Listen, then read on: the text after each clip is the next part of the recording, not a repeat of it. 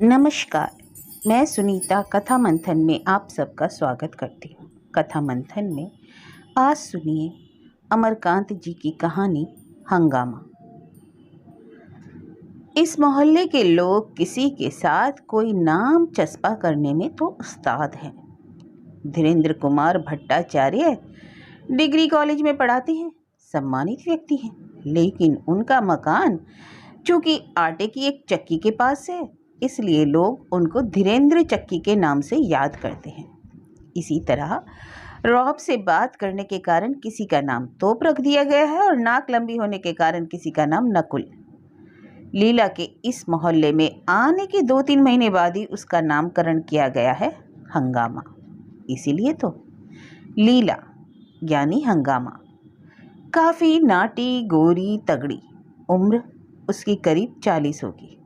जब चलती है तो लगता है उड़ रही है, चलते हुए वह तो खूब ढुलकती है। उसके पति प्रजापति श्रीवास्तव चूंकि खूब दुबले पतले हैं, इसलिए उनका नाम भी यारों ने रख दिया है सरकंडा। लीला जब देखती है कि 5 बज गए हैं तो वह जल्दी जल्दी चोटी करके माथे पर शीशे की चमकदार बिंदी लगाती है और दरवाजे पर नीचे दोनों पैर लटकाकर बैठ जाती है। उसकी बिंदी दूर से ही चमकती है। श्रीवास्तव जी की इंतजारी में वह चारों तरफ निगाहें फेरती रहती है। दफ्तर से आने वाला जो भी उधर से गुजरता है, प्रत्येक को वह चाह की तरह आंखें फाड़ फाड़ कर देखती है और हल्की हल्की मुस्की काटती है। और जब तक श्रीवास्तव जी नहीं आते, वह वहीं उसी तरह बैठी रहती है। लेकिन इस मोहल्ले में लीला के जीवन का एक महत्वपूर्ण पक्ष उस समय उजागर हुआ जब वह हाथ में कटोरा लिए हुए अपने घर की बाईं तरफ रहने वाली पड़ोसिन के घर पहुंच गई। पड़ोसिन का नाम है अलका। उसका एक उपनाम भी है जो बताना तो यहाँ उचित नहीं है, और वैसे तो अलका एक खूबसूरत, सीधी सादी और उदार औरत है। लीला अंदर घुसते ही अलका के पास रखे हुए मोड़े पर धम से बैठ गई। अरे, आप मुझे जानती हैं? अरे हाँ हाँ, आप श्रीवास्तव जी की औरत है ना? बहुत दिनों तक यह सुना रहा। अच्छा हुआ आप वहाँ आ गई। बहन जी, एक कटोरी दाल दे दीजिए, मेल मिलाप करने से ही तो प्रेम बढ़ता है। अलका बकवा कर उसे देखने लगी। जान ना पहचान एकदम दाल मांगने ही पहुंच गई।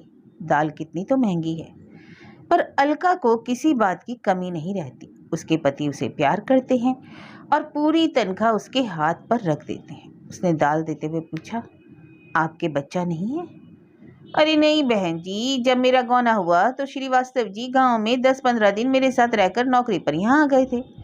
कभी मुझे नौकरी पर अपने साथ तो रखा नहीं। 2-2 साल पर कुछ दिनों के लिए जाते थे। फिर बच्चा किससे होगा, दीवार से या पेड़ से? इसके बाद मुस्की काटते हुए वह बोली, अब मैं इनका साथ छोड़कर जाऊंगी थोड़ा ही। आप लोगों की दुआ रही तो भगवान मुझे भी बेटा या बिटिया जरूर देंगे, और घबराइए नहीं, सौटवारा खिलाऊंगी। अलका भी हंसने लगी। विचित्र औरत है। लीला के जाने के बाद वह काम धाम में लग गई, पर कुछ ही देर बाद फिर खटाखटाहट हुई। दरवाजा खोलने पर उसे हैरत हुई। अजी बहन जी, जरा जीरा होगा? अलका को मनी मन बड़ा गुस्सा आया और उसने हंसकर बहाना बना दिया कि जीरा नहीं है। दरवाजे के अंदर झांकती हुई लीला का चेहरा टेढ़ा हो गया। वह लौटकर जब अपने दरवाजे पर आई तो गालियां वगैरह देकर बड़बड़ाने लगी।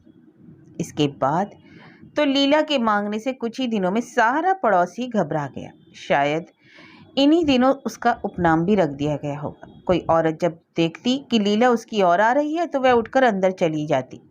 अरे बाबा, हंगामा आ रही है, हंगामा। श्रीवास्तव जी को अपने घर से तो मतलब था नहीं। वह अपने ठाट बाट और मौज पानी पर कुछ अधिक ही ध्यान देते थे। दिन में लीला डग डग पड़ोसिनों के यहाँ घूमती रहती। कोई औरत कुछ देने से इनकार कर देती या कुछ कह देती तो लीला अपने घर में आकर बकने झकने लगती।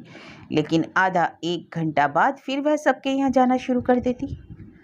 अजी क्या हो रहा है बहन जी? वह बैठते ही श्रीवास्तव जी की शिकायत करना शुरू कर देती। श्रीवास्तव जी उसके हाथ पर 5-10 पैसे भी मुश्किल से रखते हैं। राशन भी खुचुर खुचुर आता है। कुछ देर तक बैठ के बाद में वह उठकर चल देती। अजी चलूँ बहन जी, क्या करूँ, दिन तो पहाड़ लगता है, कहाँ जाऊँ? ना मुझे नींद आती है ना कोई काम धाम है। कई बार इनसे कहा कि मुझे पढ़ा लिखा दो, पर ये एक कान से सुनते हैं दूसरे कान से निकाल देते हैं।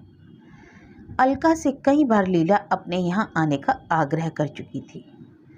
एक दिन अलका घर गृहस्थी के काम से निपटकर लीला के घर पहुंची तो क्या देखती है कि दाल और भात की दोनों बटलोइयाँ खुली पड़ी हैं और उसमें कौवे मुंह डालकर मजे से खा रहे हैं, और एक तरफ लीला टांगे फैलाकर बैठी थी और उसकी टांगों के बीच में कढ़ाई रखी थी। कढ़ाई में भोजन था और वह बड़े बड़े कौड़ लेकर खाती जा रही थी और ऊपर छत पर देखती जा रही थी। क्या हो रहा है? अलका ने पूछा। आइए बहन जी, आइए, खाना खाएं। मैं तो खा चुकी, आप थाली में क्यों नहीं खा रही? बहन जी, थाली कौन जाए मलने, पेट भरने से काम है ना, थाली ना फाली। हाँ, अरे यहाँ तो सभी खाना कौवे खा रहे हैं, अभी ढके देती हूँ, शाम को खाना नहीं बनाएंगे, अब यही खाना तो हम और ये खा लेंगे। पर सब खाना तो कौवों ने झूठा कर दिया। अरे क्या हुआ, चिड़िया चुरुंग तो खाते ही रहते हैं, उनका तो यह काम है। ब्लाउज क्यों उतार दिया है? बहन जी नहा कर आई तो खाना बनाने बैठ गई। हम लोगों में बड़ी सफाई से खाना बनता है, बिना नहाए हम लोग खाना नहीं बनाते। अलका हल्के से मुस्कुराकर रह गई। लीला की और कई बातों की चर्चा मोहल्ले में होने लगी।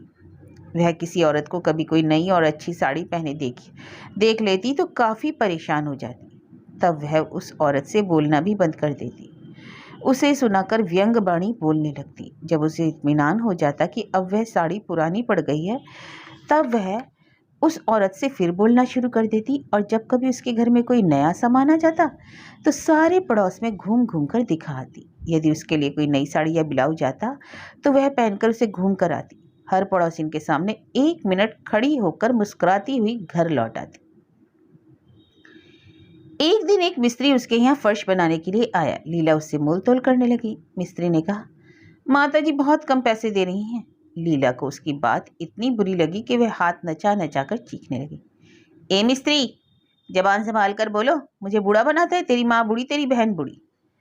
मिस्त्री तो पहले हक्का बक्का होकर उसे देखने लगा, बाद में वह भी बिगड़ गया। वह बूढ़ा नहीं तो क्या है, जो बूढ़ा रहेगा उसे बूढ़ा कहा जाएगा और जो जवान रहेगा तो उसे जवान।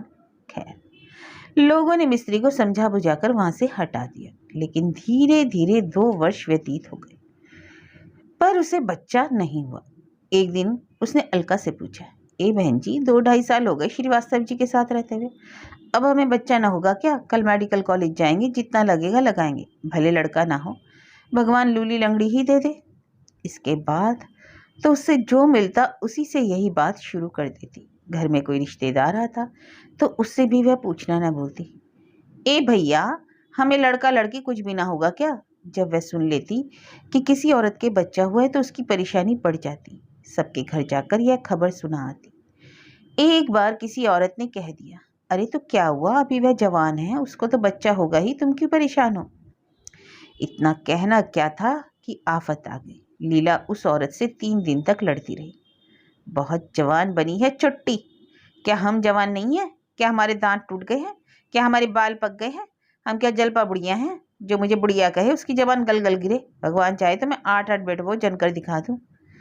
पर डॉक्टरों की दौड़ धूप के बाद भी कोई परिणाम नहीं निकला। इसके बाद वह उदास सी रहने लगी। किसी पड़ोसिन को देखते ही वह मुंह फुला लेती। पर एक दिन सवेरे सवेरे ही वह बहुत प्रसन्न नजर आ रही थी। उसके घर के सामने एक कुतिया ने 4 बच्चे जने थे। सवेरे लोगों ने देखा कि कुतिया और उसके बच्चे लीला के दरवाजे पर खड़े हैं और वह बच्चों को मिट्टी के सकोरों से दूध लेकर पिला रही है। बच्चे चटर चटर दूध पी रहे थे और वह उन्हें पुचकार रही थी, पी लो, बड़े राजा बेटा है वो मेरे, पी लो। इसके बाद तो उसका लवारिस कुत्तों, गायों, गधों आदि जानवरों से गहरा लगाव हो गया। मोहल्ले में इन जानवरों को कोई मार कर तो देखे, फिर देखे इस हंगामा का हंगामा।